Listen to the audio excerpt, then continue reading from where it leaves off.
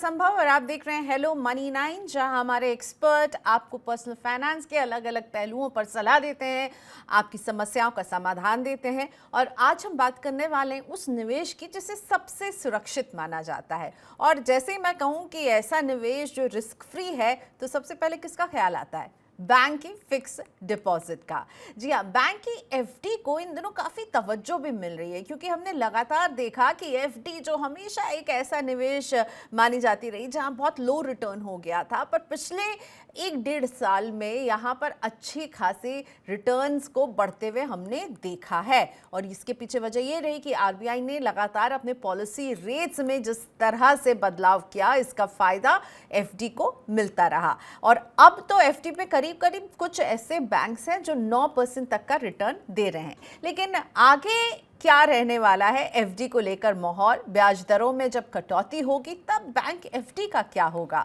लंबी एफडी करनी चाहिए आपको या शॉर्ट टर्म एफडी करनी चाहिए? प्राइवेट बैंक में करें, सरकारी बैंक में करें, या फिर स्मॉल फाइनेंस बैंक की एफडी जो आपको कहीं ज्यादा रिटर्न दे रही है? और अगर आपको लग रहा है कि कॉर्पोरेट एफडी चुनना चाहिए, तो उसमें किन बातों का ख्याल रखना है? तो आपके इन तमाम सवालों का जवाब देने के लिए आज हेलो मनी 9 में मेरे साथ जुड़ गए हैं खास मेहमान, स्मार्ट एक्यूमेन कंसल्टिंग के धनंजय बंतिया, फाउंडर और सीईओ हैं ये इस कंपनी के, साथ में फाइनेंशियल एडवाइस देते हैं। तो चलिए धनंजय जी से हम बात करेंगे, लेकिन एफडी से जुड़ा अगर आपके पास भी कोई सवाल है तो प्लीज भेजिए। धनंजय हमारे साथ जुड़े हुए, अगले आधे घंटे के लिए आपके सवालों का लाइव जवाब देंगे। और आप ऐसे भेज सकते हैं सवाल, व्हाट्सएप कर सकते हैं 9311211874 पर, ईमेल कर सकते हैं money9query@tv9.com पर, यूट्यूब के चैट बॉक्स में भी आप राइट हैंड पर अपने सवाल लिखकर भेज सकते हैं। सवाल जितने क्लैरिटी से लिखेंगे, धनंजय जी को उतनी आसानी होगी आपके सवाल को समझने की। Dhananjay, welcome to money 9।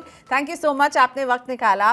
सबसे पहला सवाल तो मैं आपसे यही पूछना चाहूंगी कि फिक्स डिपॉजिट में निवेश अगर कोई करना चाहता है तो आप उन्हें किन बातों का ख्याल रखने के लिए कहते हैं? बैंक एफडी का निवेश किस तरह के लोगों के लिए सही है? क्या ध्यान में रखें? आपकी सलाह। Thank you Priyanka ji for having me in the show. जैसे कि आपने राइटली कहा कि हर एक एसेट क्लास का अलग रिक्वायरमेंट होती है, अलग गोल्स होते हैं।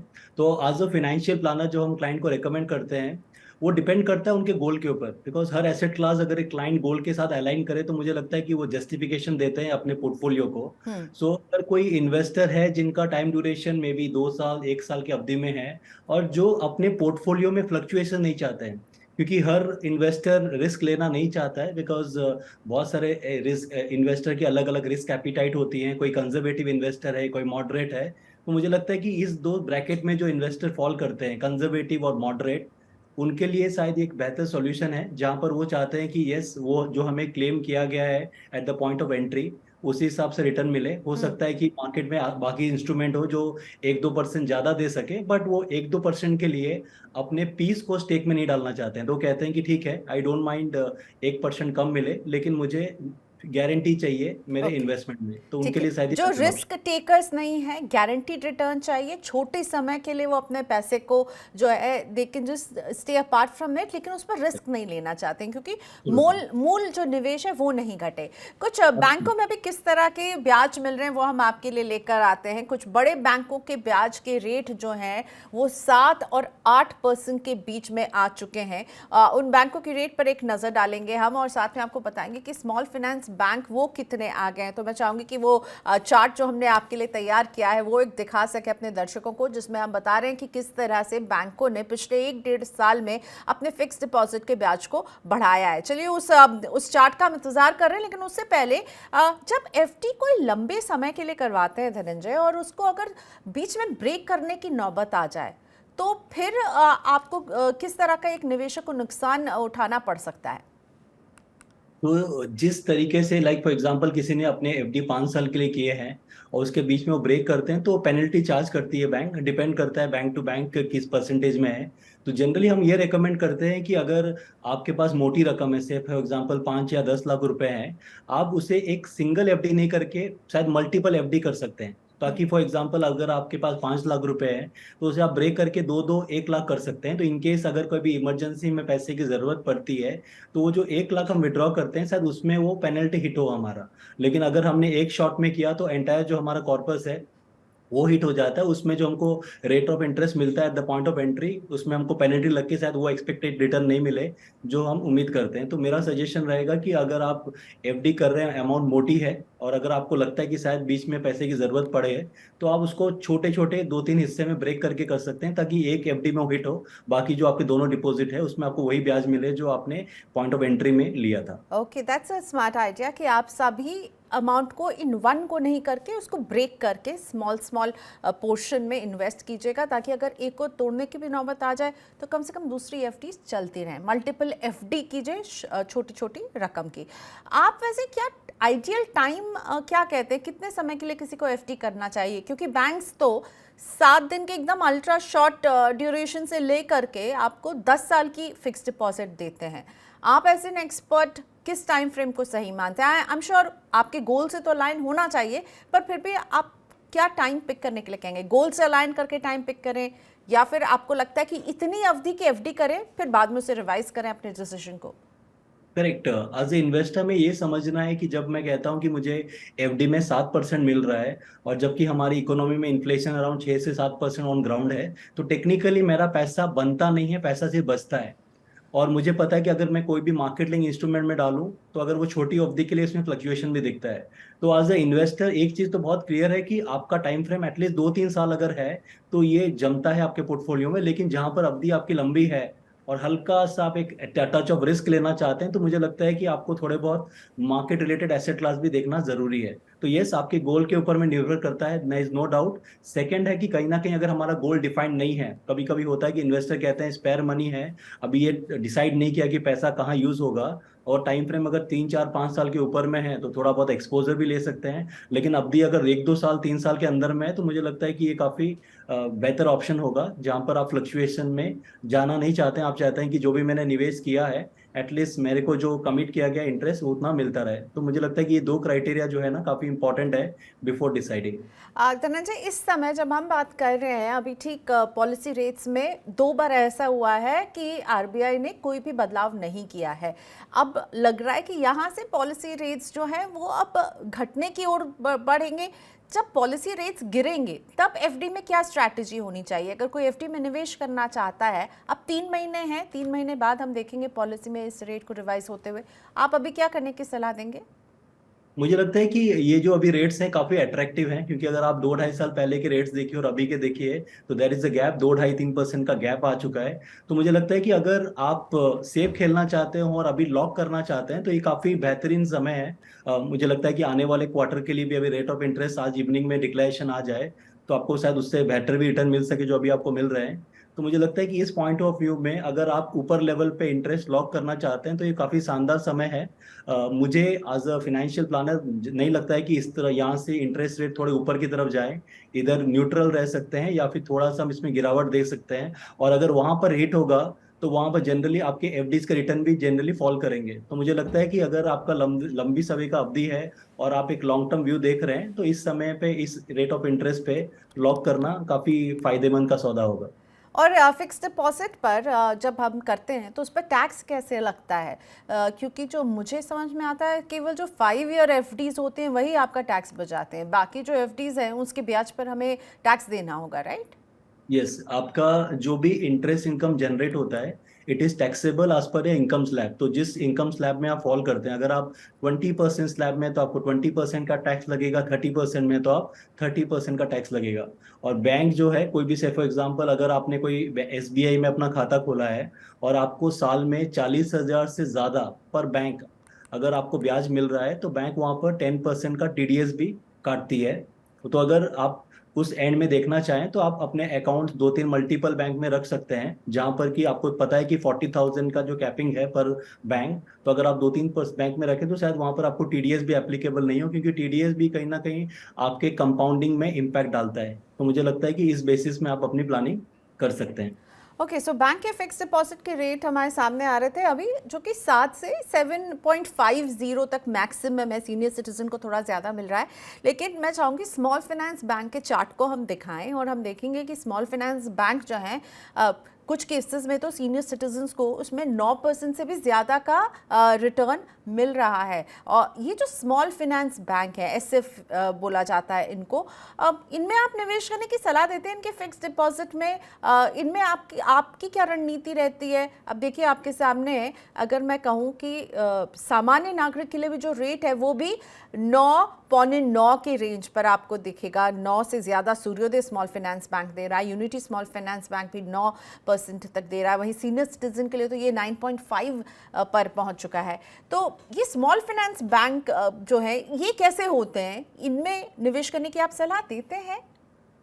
आप कर सकते हैं। मुझे लगता है कि एक 5 लाख के कैपिंग के साथ आप कर सकते हैं, क्योंकि ये भी डीआईसी जीसी के अंडर में आते हैं, जो कि deposit insurance and credit guarantee corporation है। तो इन केस अगर बैंक में कुछ दिक्कत आती है तो एटलीस्ट 5 लाख रुपए तक का आपको कवरेज मिलता है। तो मुझे लगता है कि 5 लाख का एक्सपोजर आप ले सकते हैं, क्योंकि इंटरेस्ट रेट काफी ल्यूक्रेटिव है। अगर मुझे 1.5-2% ज्यादा ब्याज मिल रहा है तो 1.5-2% अगर अमाउंट बढ़ी है, से हम 10 लाख डिपॉजिट कर रहे हैं, तो उसमें भी 2% कहीं ना कहीं मायने रखता है मेरे ओवरऑल रिटर्न में।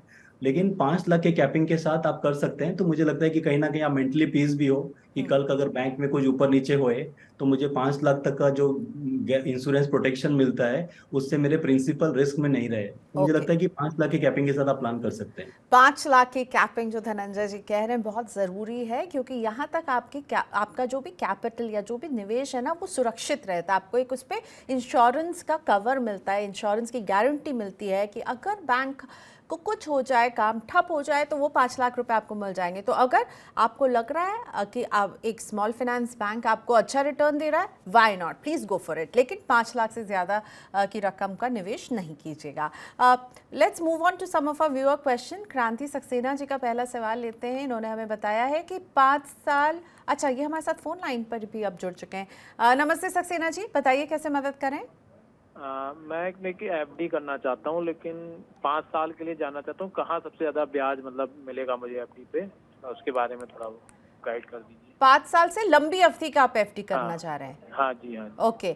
अब धनंजय जी, यहाँ पे क्रांति का सवाल है कि वो 5 साल से ज़्यादा लंबी की ड्यूरेशन का एफडी करना चाह रहे हैं, क्योंकि बैंक्स जो हैं वो 10 साल की भी एफडी का देते हैं। कोई बैंक आप इनको सजेस्ट करेंगे? मुझे लगता है कि अगर 5 साल का व्यू है और अमाउंट स्पेसिफाई साइड ने उन्होंने नहीं किया, फिर भी मैं रेकमेंड करूंगा कि वो डिवाइड कर सकते हैं। जो रिनाउंड बैंक है उसमें आधा डाल दें और 50% वो जो with the capping of 5 lakh जो हमने डिस्कस किया स्मॉल फाइनेंस बैंक, जहाँ पर कि ब्याज रेट काफी अट्रैक्टिव है, तो इस दोनों कॉम्बिनेशन में वो डिवाइड कर सकते हैं। तो मुझे लगता है कि ये पॉपुलर बैंक्स प्लस जो स्मॉल बैंक है इस कॉम्बिनेशन के हिसाब से प्लान कर सकते हैं। तो उनको काफी अच्छा, अगर आप नेट टोटल निकाले, अगर कहीं पर उसको 9% मिल रहा है और पॉपुलर बैंक अगर 7% ऑफर कर रही है, तो ऑन एन एवरेज उनको 8% के आसपास रिटर्न बन सकता है। ओके, सो प्लीज़ आप इसे डिवाइड कीजिएगा 2 हिस्से में। कुछ बड़ी बैंक, निजी बड़ी बैंक आप चुन सकते हैं, और कुछ इसको डिवाइड करके कुछ हिस्सा जो है स्मॉल फाइनेंस बैंक, जहां आपको एडवांटेज मिल रहा है। लेकिन 5 लाख से ऊपर की रकम किसी भी एफडी में नहीं रखिए, क्योंकि वो आपके ही पैसों की सेफ्टी के लिए सही रहेगा। एक सवाल लाइव आया हमारे पास ऋषिकेश जी का, जो पूछ रहे हैं कि क्या लिक्विड और डेट फंड में निवेश करना बैंक एफडी के मुकाबले सही रहेगा? और आई गेस ये राइट सवाल इसलिए भी बनता है क्योंकि लिक्विड और डेट फंड भी जो है एक तरह से आपको एफडी जितना ही रिटर्न देते हैं, I am not sure Dhananjay, या उससे ज़्यादा देते हैं। आप क्या बताना चाहेंगे यहाँ पे ऋषिकेश को? एक्चुअली जो लिक्विड फंड होता है जनरली हम उसे as an alternative to your saving deposit कहते हैं। लेकिन जब हम डेट फंड की बात करते हैं जनरली वो उसको यूज किया जाता है as an alternative to your FD. आगे क्या होता था कि बिफोर 31 मार्च 2023 आपको उसमें इंडेक्सेशन बेनिफिट मिलता था। तो जैसे अगर आपने 1 लाख रुपया डाला है और आप 3 साल तक टिके हुए हैं, तो 3 साल के बाद में जो महंगाई है वो आपके इन्वेस्टमेंट के अमाउंट के साथ ऐड होता था और उसी के ऊपर में आपको टैक्स ट्रीटमेंट या टैक्स ऑब्लिगेशन लगता था। लेकिन अभी वो जो बेनिफिट है शायद अभी एप्लीकेबल नहीं है। तो अभी आज के डेट में जो डेट का टैक्सेशन है और एफडी का टैक्सेशन ऑलमोस्ट एट पार है। लेकिन उसके बाद भी अगर आप नॉर्मल रिटर्न की बात करें तो डेट में शायद आपको 1 से लेके 1.5% से ज्यादा बेटर रिटर्न मिल सके, लेकिन वो रिटर्न आएगा with a touch of risk. तो अगर आप हल्का सा जोखिम लेने को तैयार हैं तो शायद डेट फंड आपको 1-1.5% ज्यादा रिटर्न दे सके एज कम्पेयर टू एफडी। लेकिन टैक्सेशन पॉइंट ऑफ व्यू में दोनों की एप्लीकेबिलिटी आज ऑन डेट सेम रहेगी। What about liquid funds? Liquid funds जो है वो जनरली हम कहते हैं सेविंग अकाउंट्स के अल्टरनेट हैं, तो जनरली उसमें अगर आप एक्सपेक्टेशन देखें तो 5 से 6% का जो है मैक्सिमम एक्सपेक्टेशन उसमें रख सकते हैं, और उसकी जो अवधि होती है काफी छोटी होती है, तो वो जनरली हम यूज कर सकते हैं for your contingency fund parking. तो अगर आपके बहुत छोटे कंटिंजेंसी की प्लानिंग कर रहे हैं जहाँ की आपका महीने का 3-4 महीने के खर्चे के लिए पैसे जो आप पार्क करना चाहते हैं in case of any uncertainty, तो वहां पर लिक्विड फंड्स काम कर सकते हैं। लेकिन अगर कोई स्पेसिफिक गोल चेस कर रहे हैं तो मुझे लगता है कि debt fund will be a better solution. लेकिन क्या आप लिक्विड और डेट फंड को बैंक एफडी से कंपेयर कर सकते हैं? उनसे क्या ये बेटर होंगे? उनसे क्या बेटर रिटर्न मुझे देंगे?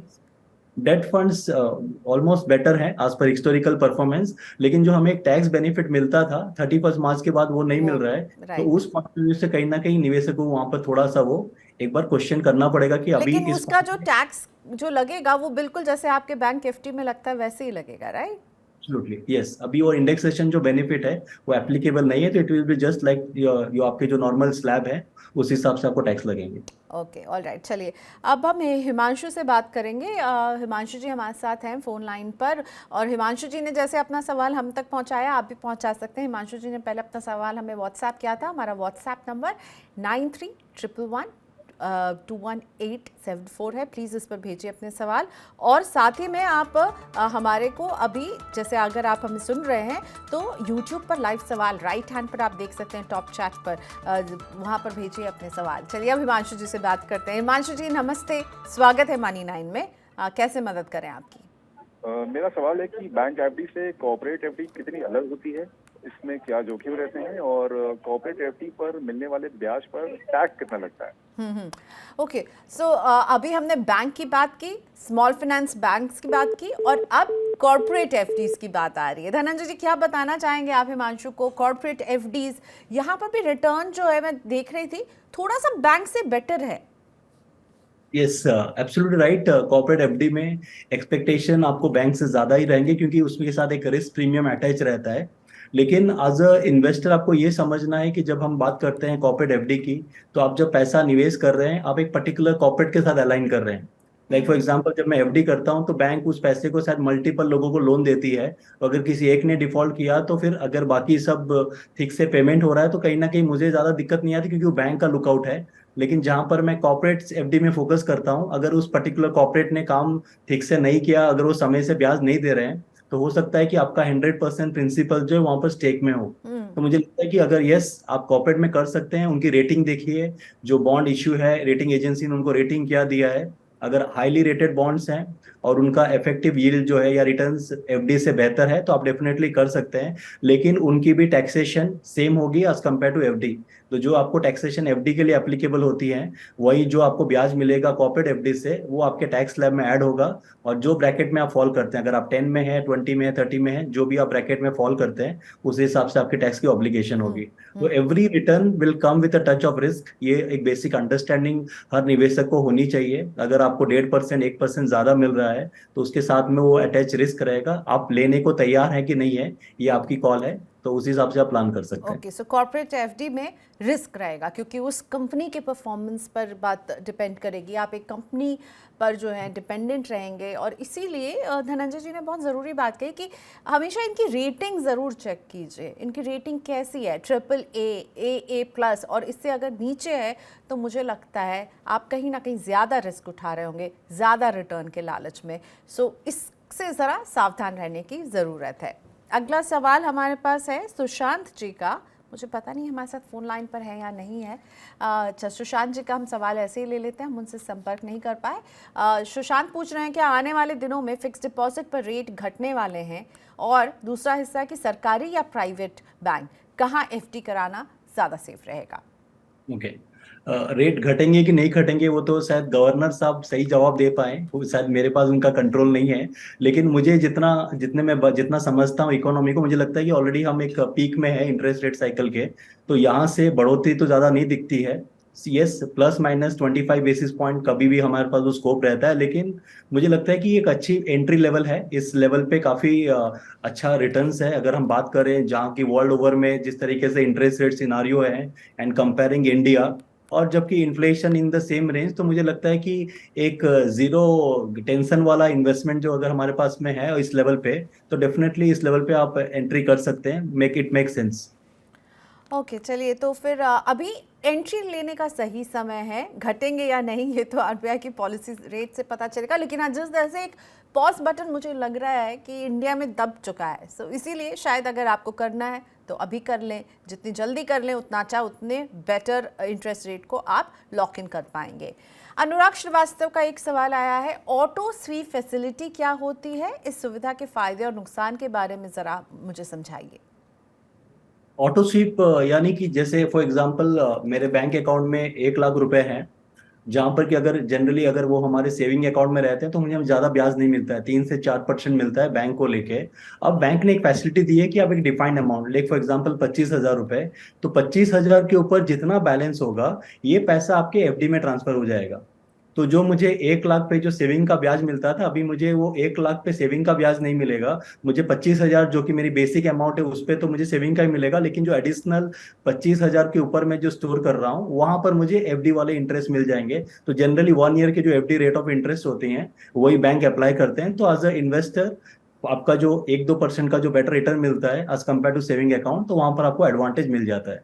तो अगर आप चाहते हैं कि आपकी आइडल मनी जो है सेविंग अकाउंट में नहीं पड़ी रहे, जहां पर कि ब्याज काफी आपको कम मिलते हैं, तो ये फैसिलिटी आप ले सकते हैं। हर बैंक आपको ये अलाउ करती है, और वहां पर आपका जो पैसा है बैंक के पॉलिसी पे डिपेंड करता है। जनरली 1 साल के टेन्योर के एफडी में वो ट्रांसफर करते थे। अगर आप फिर से अगर बीच में विड्रॉ कर देते हैं तो वहां पर ये पेनल्टी एप्लीकेबल होता है जैसे नॉर्मल सिनारियो में है। तो अगर आपका पैसा स्वीप हो गया है, तो अगर आपने उसके पहले निकाल दिया है तो शायद वहां पर ही पेनल्टी एप्लीकेबल हो सकती है।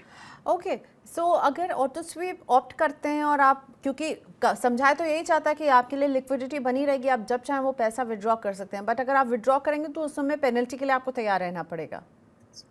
एब्सोल्युटली। और वैसे पेनल्टी किस रेंज में होती है, ना केवल ऑटो स्वीप में ही, अगर कोई अपने एफडी को एक जो भी निर्धारित समय के लिए चूज किया और उसे ब्रेक कर दे उसके पहले, तो 0.5 से 2% का इंडस्ट्री का रेंज है। अगर आप जब एफडी अपने करवाते हैं तो आप टर्म्स एंड कंडीशंस बात कर सकते हैं, नहीं भी तो अपने बैंकर से भी डिस्कस कर सकते हैं। बट ऑन एन एवरेज 0.5 से लेके 2% का एक रेंज रहता है। तो एक अगर आपको लाइव समझ सवाल, यस प्लीज फिनिश कीजिए आप अगर अपनी समझ लो आपको 5% कमिट किया गया है, तो आपको 5% की जगह 4.5% मिलेगा। पेनल्टी का मतलब ये है कि इंस्टेड ऑफ 5 आपको 4.5 मिलेगा, आपको 0.5 जो है कम मिलेगा। यहाँ पर ये वो पेनल्टी पैसे जो है बैंक आपके काट लेंगे।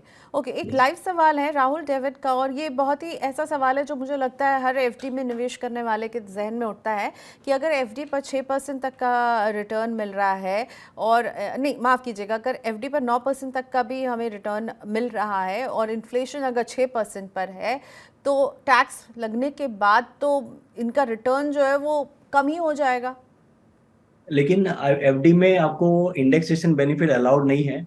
तो हम ये सोचते हैं कि यस मैंने 9% कमाया, 6% महंगाई है तो मुझे टैक्स 3% पे लगे, इस तरीके से कैलकुलेशन नहीं होता है। आगे डेट फंड्स में होते थे। आज ऑन डेट आपको ये जो 9 रुपया मिला है इस पे ही आपको टैक्स लगेगा। तो अगर आप 30% ब्रैकेट में है और आप 9 रुपया, आपको 9 रुपये पे टैक्स लग रहा है, तो 2 रुपये 70 पैसे आपकी टैक्स लाइबिलिटी हो जाएगी। तो ये जो आपने कहा ना कि इन्फ्लेशन के बाद में ये एडजस्टमेंट एफडी के इंटरेस्ट पे एप्लीकेबल नहीं है, तो आपको टैक्सेशन लगेगा at 9 rupees interest, not on the difference of 3 rupees. जो हम ये सोचते हैं कि अगर महंगाई 6% है और हमको एक्चुअली 3% ही आ रहा है, तो इस पे टैक्सेशन लाइबिलिटी नहीं बनती है, आपकी लाइबिलिटी पूरे अमाउंट 9 रुपए बनती है। तो यू हैव टू पे tax on this 9 rupees. Okay, लेकिन फिर टैक्स लगने के बाद तो जो रिटर्न है वो तो कम हो ही जाएगा मेरे लिए, राइट? Absolutely yes. अब क्योंकि पोस्ट टैक्स जो आप जिसे हम कहते हैं रियल रिटर्न, एक होता है नॉमिनल, दूसरा होता है रियल। जब आप इंटरेस्ट एडजस्ट करते हैं, लाइक फॉर एग्जांपल आप इन्फ्लेशन और टैक्सेशन फैक्टर अगर आप दोनों देखो, तो उस बाद में एडजस्टमेंट करने के बाद एक्चुअली मुझे क्या बन रहा है वो इंपॉर्टेंट है। तो अगर मुझे 9% मिल रहा है और मुझे 30% टैक्स लग रहा है, तो हाथ में मुझे अप्रोक्सीमेटली 6% आ रहा है, मुझे 9% नहीं आ रहा है। तो एज ए इन्वेस्टर आप देखिए आपको नेट कितना बन रहा है, नॉट ग्रॉस। नेट आपको बेहतरीन कैलकुलेशन देगा कि एक्चुअली आपके हाथ में कितना पैसा आ रहा है, रेदर देन कि ऊपर वाला जो फिगर आपको मार्क किया जा रहा है। तो क्या आपको लगता है, धनंजय रैप अप करूं, कि बैंक एफडी जो है वो फिर क्या उसमें निवेश करना चाहिए, क्योंकि रिटर्न काफी कम हो जाता है, टैक्स भी लग जाता है?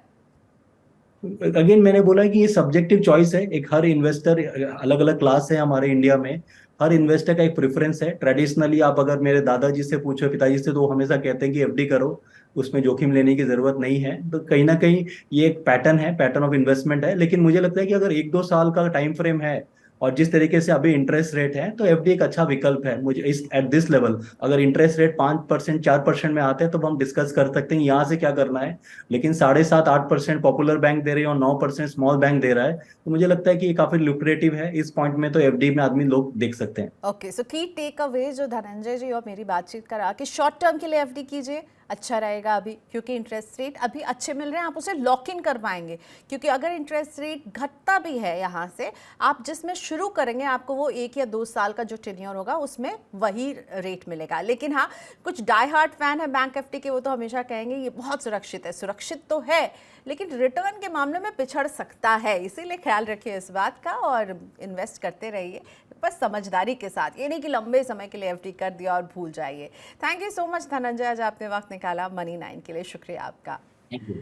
इसी के साथ आज के शो को हम यहीं पर रैप अप करते हैं। थैंक यू सो मच हमारे साथ जुड़ने के लिए। आपके पर्सनल फाइनेंस से जुड़े जो भी सवाल है आप हमें भेजते रहिए हमारे व्हाट्सएप नंबर्स पर, हमें ईमेल कीजिए, अपने सवाल को अच्छे से लिखकर भेजिए ताकि हमारे एक्सपर्ट उसे समझ पाए। और पर्सनल फाइनेंस से जुड़ी हर खबर को अगर आप पढ़ना चाहते हैं तो money9.com ये है हमारी वेबसाइट, जहां लॉग इन कीजिए और पर्सनल फाइनेंस से जुड़ी हर खबर मिलेगी यहाँ पर 7 भाषाओं में। उसका हर अपडेट आप ले सकते हैं money9.com पर। चलिए इसी के साथ आज आपको कहते हैं बाय बाय, हैप्पी वीकेंड। सोमवार को मुलाकात होती है 4 बजे। मेरा फोकस तो इनकम टैक्स रिटर्न पर रहने वाला है, तो इनकम टैक्स रिटर्न से जुड़े आपके जो भी सवाल हो आप हमें भेजिए हमारे व्हाट्सएप नंबर पर। हमारे एक्सपर्ट चार्टर्ड अकाउंटेंट रहेंगे आपके सवालों का जवाब देने के लिए। मुलाकात होती है सोमवार को 4 बजे। Bye bye.